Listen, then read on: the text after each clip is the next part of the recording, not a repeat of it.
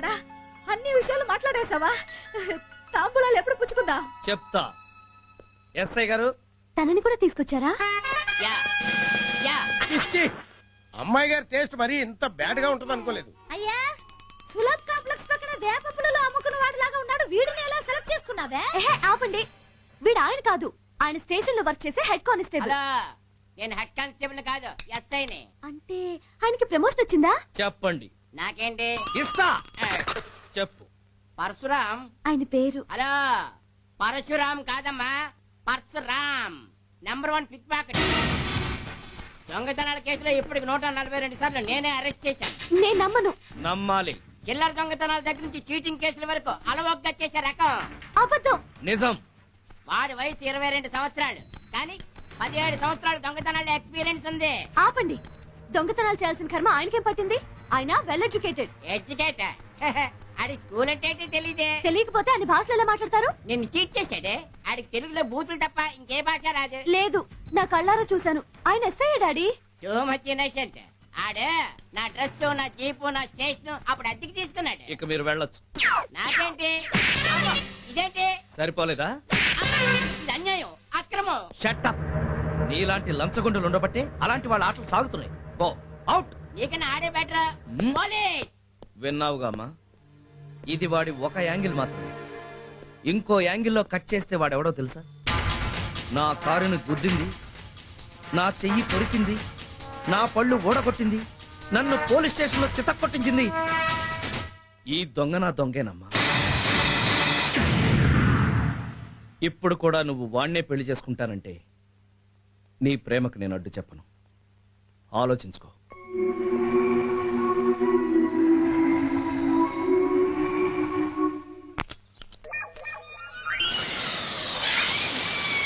రే, నా ప్రేమ ఫెయిల్ అయిపోతున్నా, నేను ఎంతో ఫీల్ అయిపోతుంటే నువ్వేంట్రా హ్యాపీగా బిర్యానీ తినేస్తున్నావు? మళ్ళీ రేపటి నుంచి దొంగతనం మీద ఫుల్ గా కాన్సన్ట్రేట్ చేస్తామని పార్టీ చేసుకుంటున్నాను.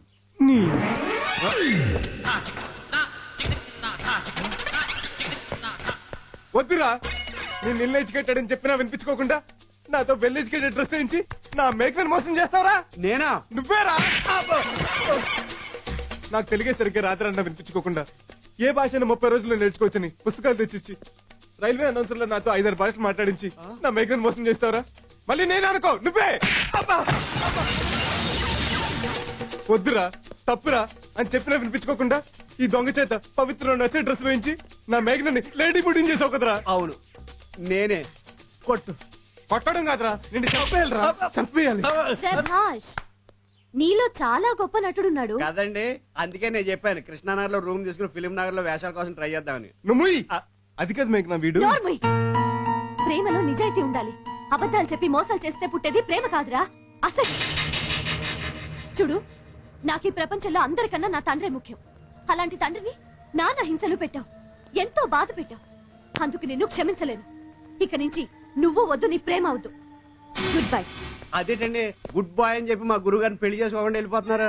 హలో మొలకం, అది గుడ్ బాయ్ అనలేదు, గుడ్ బాయ్ అంత. అలాగా? మరి ఇప్పుడు ఏం చేద్దాం? ఇదే డైలాగ్ ఆ ప్రభావత్ చేత దీని నాన్నకు చెప్పిస్తే అల్లుడు నువ్వే నా దిక్కు అని మన కాలబేరానికి వచ్చి మన కాళ్ళు కడుగుతాడు. నాయి కూడానా? నోరు మూసుకుని వెళ్ళి 2 పులుసు పట్టరా. ఎందుకు? కాళ్ళు కడుక్కోవడానిక? స్నానం చేయటానికి.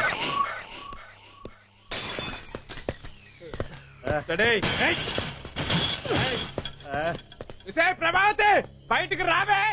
రావే. నిన్నేనే. నిన్నేనే. ఎవరు? మీరా? దాని పిలిస్తే నువ్వు వచ్చాయంట్రా గొట్టం.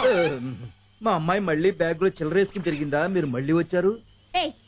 అర్ధరాత్రి పూట తాగొచ్చి ఏంటి న్యూసెన్స్? న్యూసెన్స్ కాదే, నీకు బీబీసీ న్యూస్ చెప్పాలి. దా దా రావే. ఏంటి ఏంటి?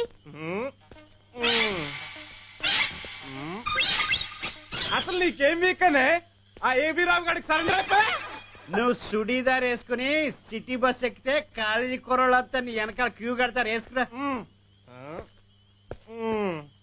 అలాంటోడికి ఇలాంటిది లొంగిపోయిందంటే ఓ మీనింగ్ ఉంది. నీకే రాగమే. అసలు నిన్ను కాదే, ఆడి దగ్గరకు ఉద్యోగం పంపించినందుకు ఇదిగో ఈ తాడిగని బేకాలే.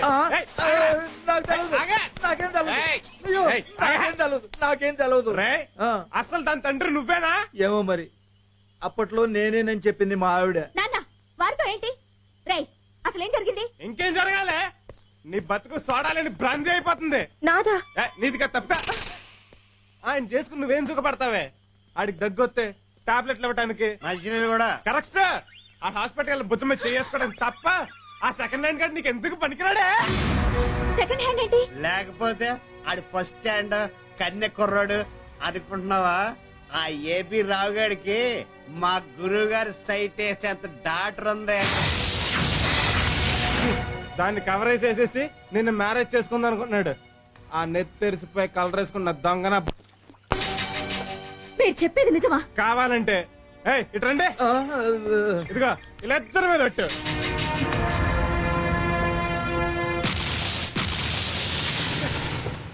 నమస్కారం. నమస్తే సార్. నమస్కారం అండి. నమస్కారం. ఏర్పాట్లన్నీ బాగా చేశారా? ముక్కు మీద వేలేసుకుంటారు సార్.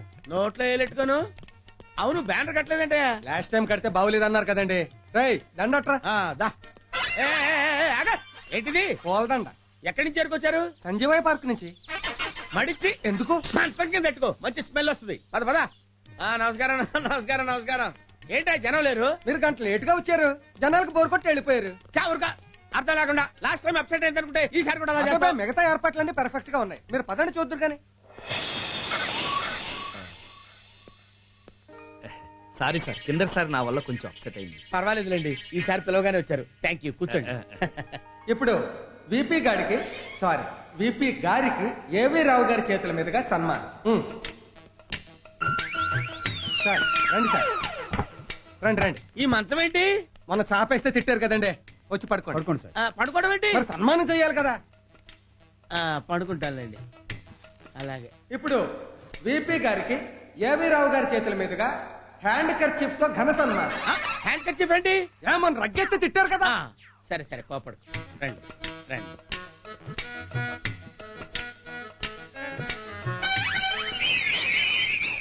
అది అర్థమైంది.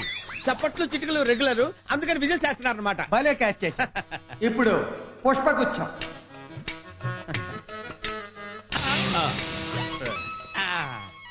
ఇది పుష్పగుచ్చం. ఇంకెందుకు ఆలస్యం? అద్దెకు తెచ్చిన కిరీటం కూడా నెత్తిన తగలబెట్టండి. సారీ సార్, కిరీటం టీవీ షూటింగ్ వాళ్ళు పట్టుకుపోయారట, గద తెప్పించాం.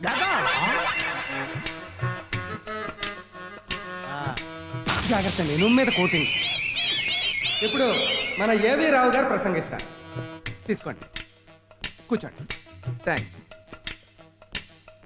సభకి నమస్కారం. సభ కానివ్వండి. మన వెరైటీ పుల్లయ్య గారు ఇంత దుర్మార్గుడు అనుకోలేదు. ఒంటి మీదకి నీళ్లొచ్చాయి, పెళ్లి కాలేదని నటించి పెళ్లిడికొచ్చిన కూతుర్ని ఇంట్లో పెట్టుకుని నన్ను మోసం చేస్తావా?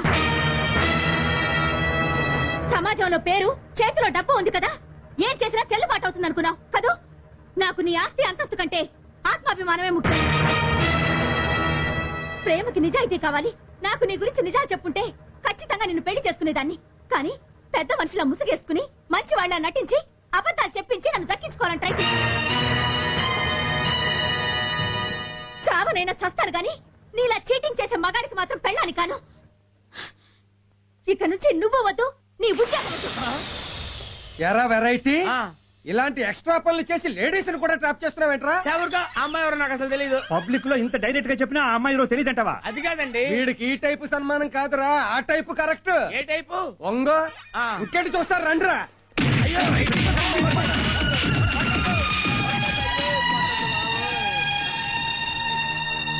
నాన్న పెళ్లి నేను చేస్తాను నానమ్మా.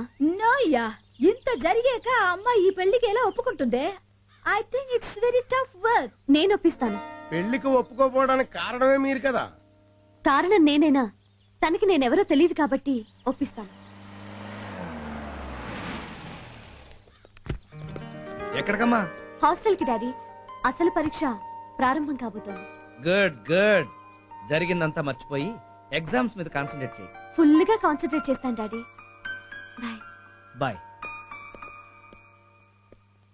రామ్మారా, ఇదేనమ్మా గది, అది బాత్రూమ్. బాగుందండి. 1000 రూపాయలు అద్ది. 6 నెలలు అడ్వాన్స్ చెప్పమన్నాడు ఓనర్. అలాగేనండి. ఈ పై పోర్షన్ లోనేనమ్మా మేము ఉండేది. అందుకేనండి నేను ఇక్కడ దిగుతుంది. అదేమిటి?